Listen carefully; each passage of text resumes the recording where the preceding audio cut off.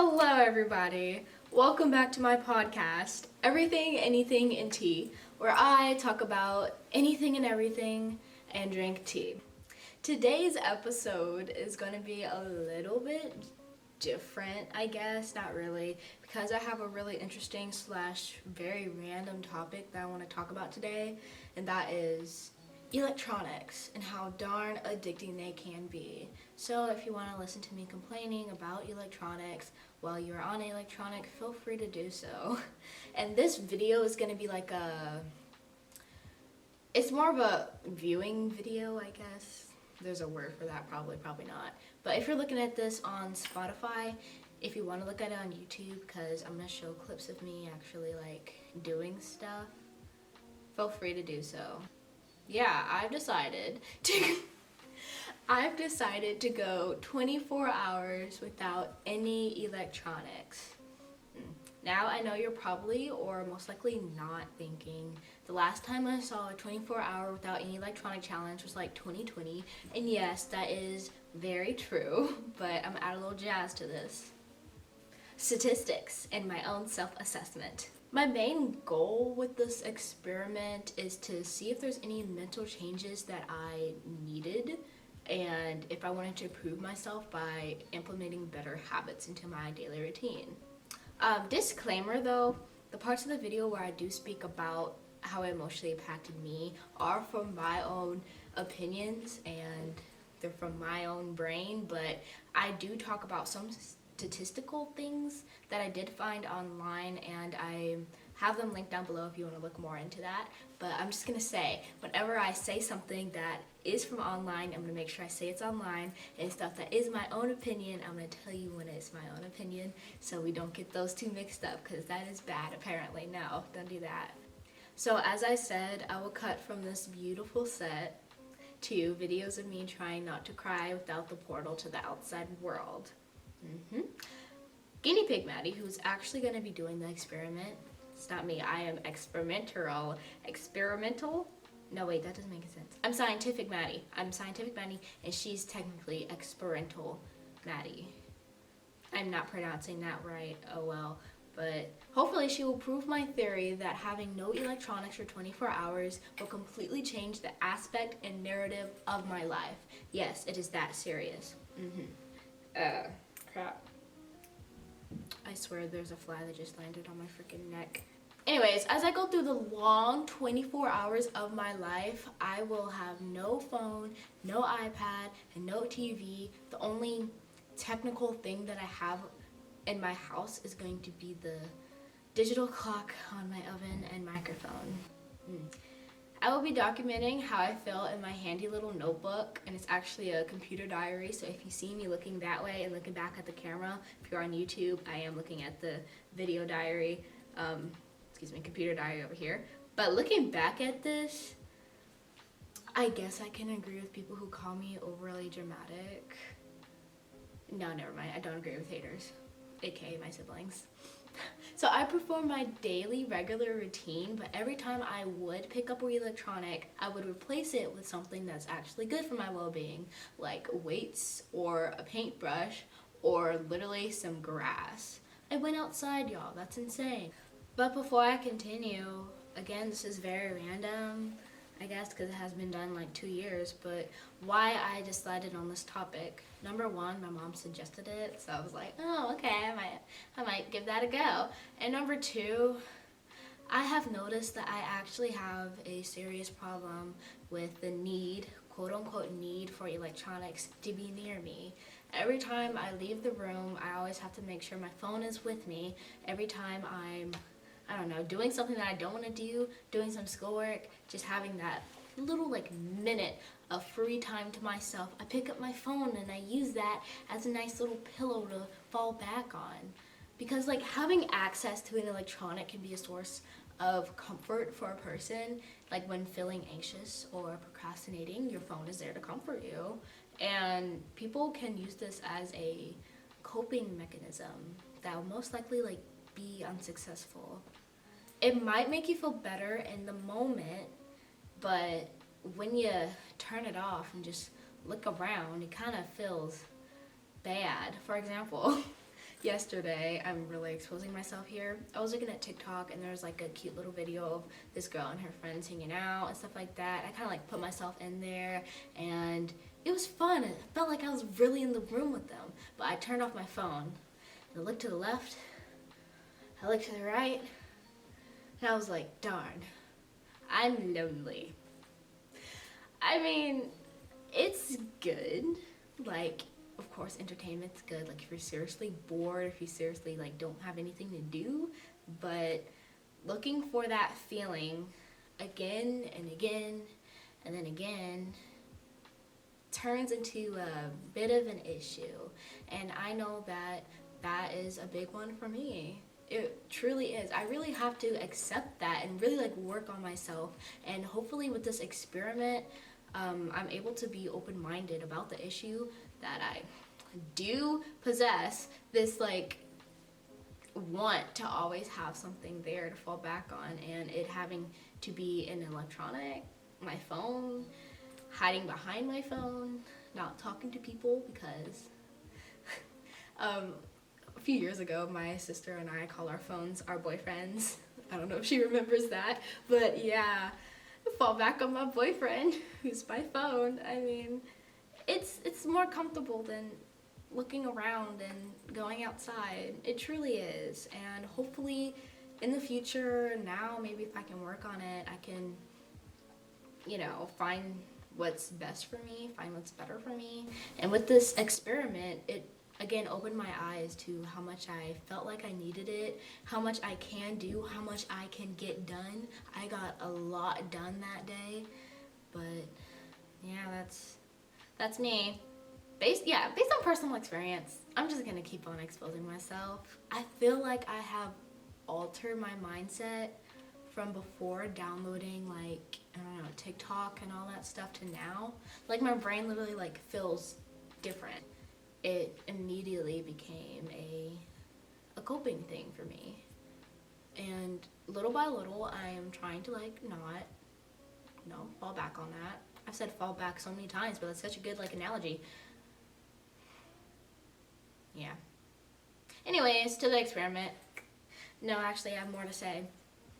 Every time I would have waken up, I'd scroll to see my social stats or what Billy across the street is doing at Walmart.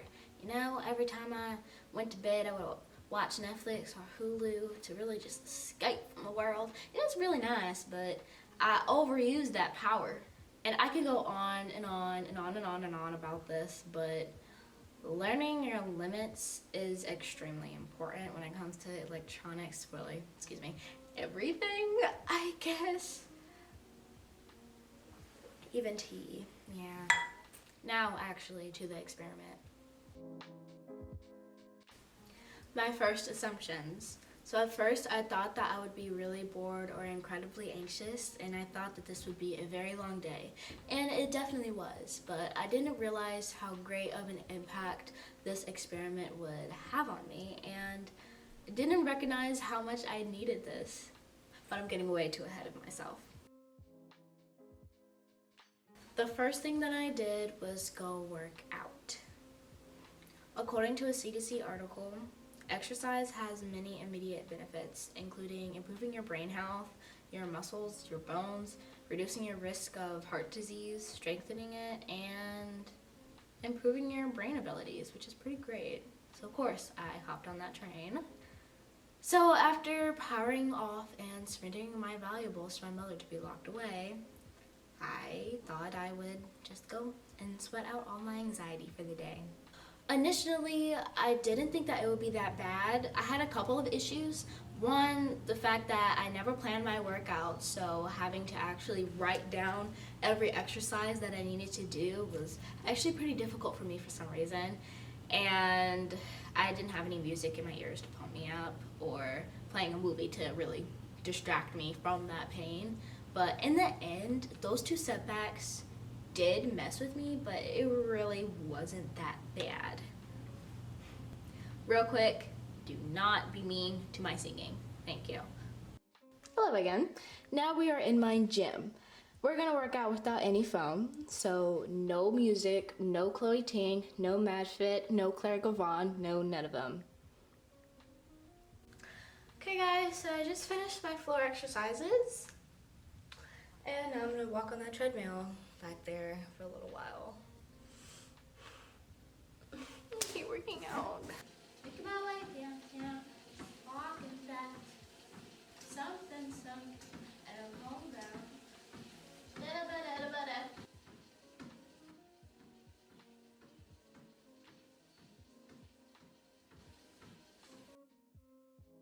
As I explained, I was really just able to focus, and that was great. So the next thing I did was ate some food because I was really hungry for some reason. So I made a nice little waffle. Insert waffle. For the people on Spotify, it's like a little waffle on a blue plate, and it has like little berries and then a drizzle of, what do you call it, syrup? No, it's not, I think that's a maple, or agave. No, yeah, it was agave because I thought agave was like more healthier. I guess it is, I don't know. Anyways, back to the video. According to the National Library of Medicine, scientists and statistics have repeatedly shown that eating while watching something on a screen is bad for you if you do it way too much, because this could cause overeating. Whenever you're looking at something and you're just eating, you don't really pay attention to how much you're eating. For example, when you order a big thing of popcorn for the movies, a lot of the times, I can speak from experience, you're gonna eat the whole thing of popcorn unless it's just too salty for you, because you don't realize how much you're actually eating, and then just like look at the calories, you're like, darn, oh well. So here I'm eating a waffle and reading a really good book. It's called The Weeble Diet at the End, and you've probably heard of it.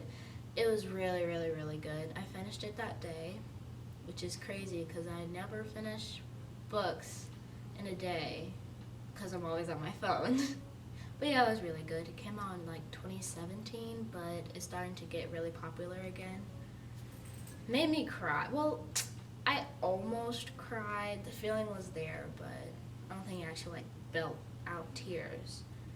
Maybe I could read it again, then really like, feel that pain. I really did enjoy that time though, because it was calming. There was a nice little nook area in my house, and I was just eating my waffle and reading. I was able to read to page 200, which is pretty great. I was there for like an hour and a half. Usually I would have some lo-fi in the background, but there were times where I wished that I could pick up my phone, but I didn't because they were locked away in my mom's office. So the next thing that I did was go and touch some grass.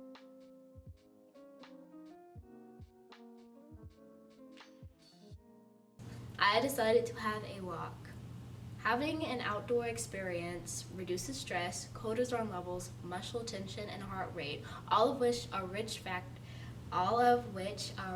factors for cardiovascular disease, according to a USDA study. There are many health and wellness benefits associated in spending time outdoors, so go outside. So yeah, we went walking to our little lake, and it was really peaceful and really nice. Having someone to talk to was pretty great during this. Even though as soon as we got to the lake, we dispersed into our own little areas, and I was able to finish the book. This is the time where I wanted to cry. Maybe a little tear came out, but I finished it, and I just sat there just analyzing it. It's good.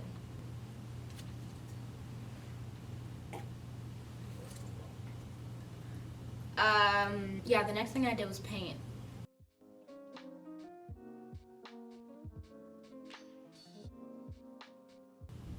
I really enjoy painting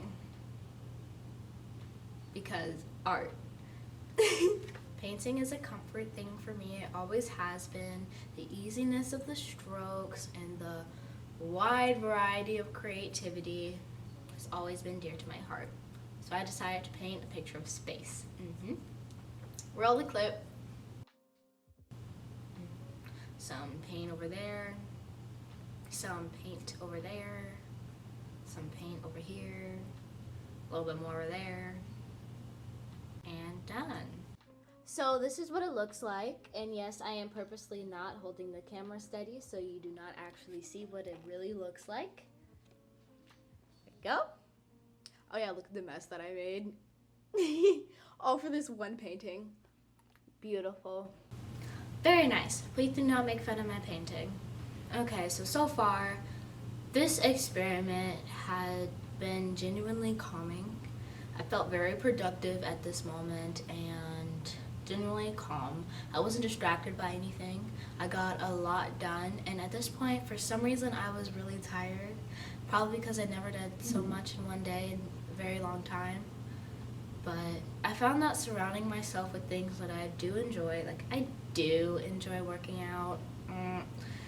I do enjoy going outside when I do end up going outside, and of course I like painting, so surrounding myself with things that I like and things to talk to was great.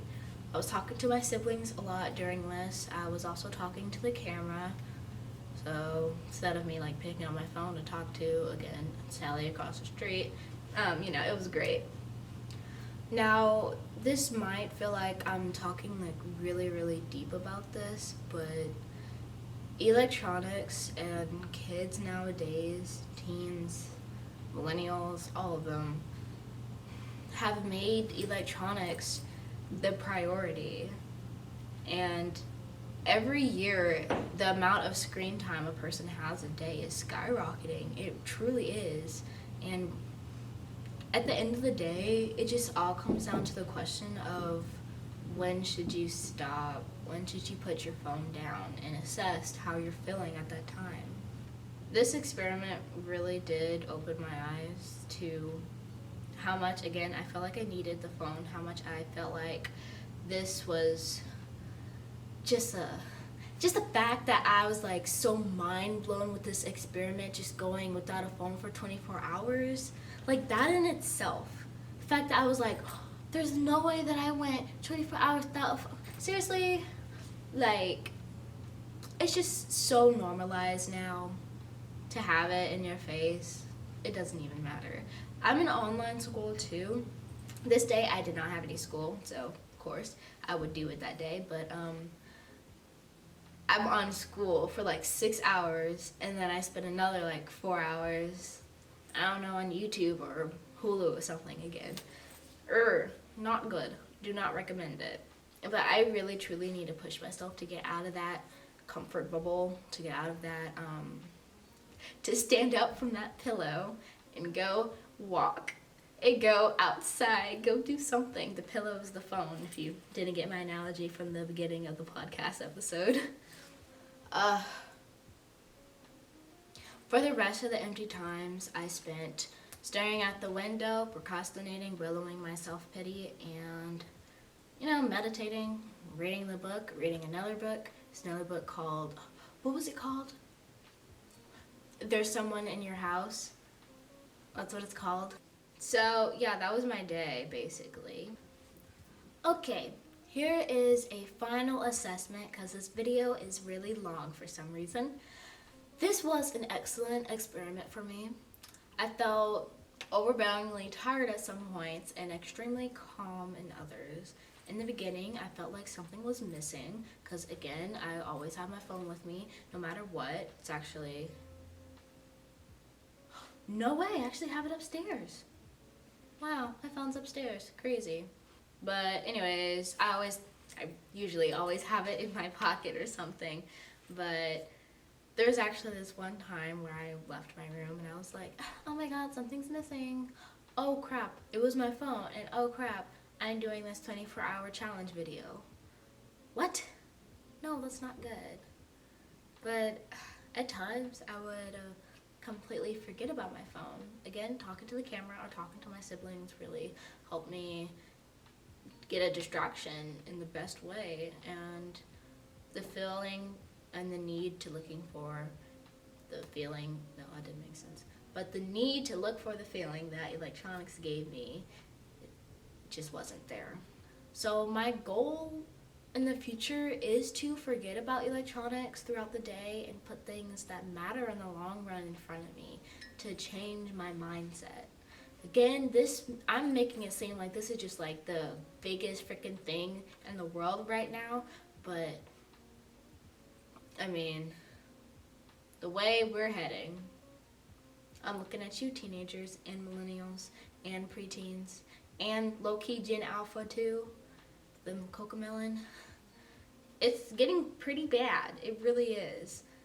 And it is a thing that I do need to work on, and I do recommend this experiment for somebody else. Maybe not the whole 24 hours, but to really try to replace the time 3 hours, 4 hours, 5 hours, 2 hours, 30 minutes even that you spend on your phone just scrolling with, you know, good things, things that benefit you, things that you enjoy other than scrolling on your phone. And to see how you are mentally, to see how mental changes can like change your perspective on yourself, I guess. I don't really know. But yeah, I felt great during my experiment. Like, I didn't have a headache. I didn't feel any like other feeling, like sadness from the phone, sadness from looking at the news or something like that. I mean, I almost cried reading the book, but then again, it's not real news about real people. Oh my gosh, what if that was a real story? Anyways, I'm not gonna think about that, but it was great and I really do recommend it. But would I do this again? Absolutely not. Well, one, I do need my phone to like contact people for emergencies and stuff, but I would instead, again, try my best to implement better habits, but I would never ever go 24 hours without it, because that's just not a thing that I want to do. But again, with this experiment, I'm definitely trying to implement, again, better habits and change the ones that I have for the best, for a better Maddie.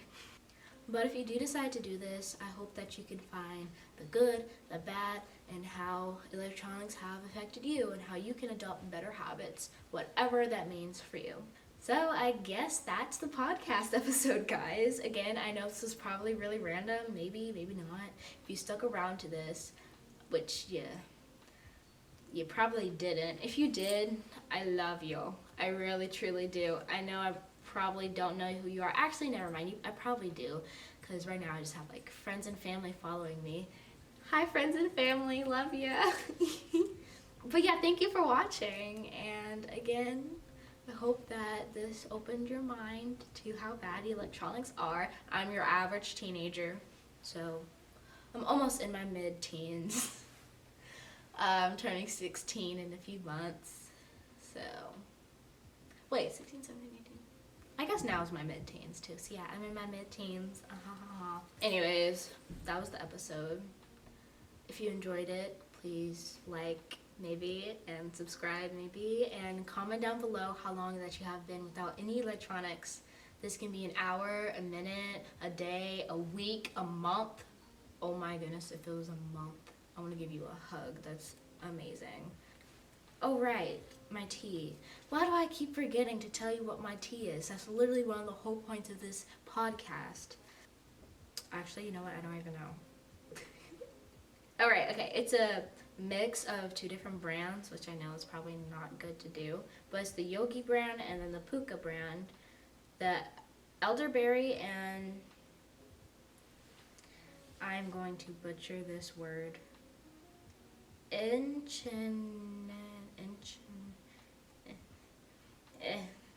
Never mind. It's like a wild berry, which is really, really good. So, yep. Again, like and subscribe. I'm gonna end the video now because this is super duper duper duper duper long. Have fun editing this. Okay, bye-bye now. Cut the camera.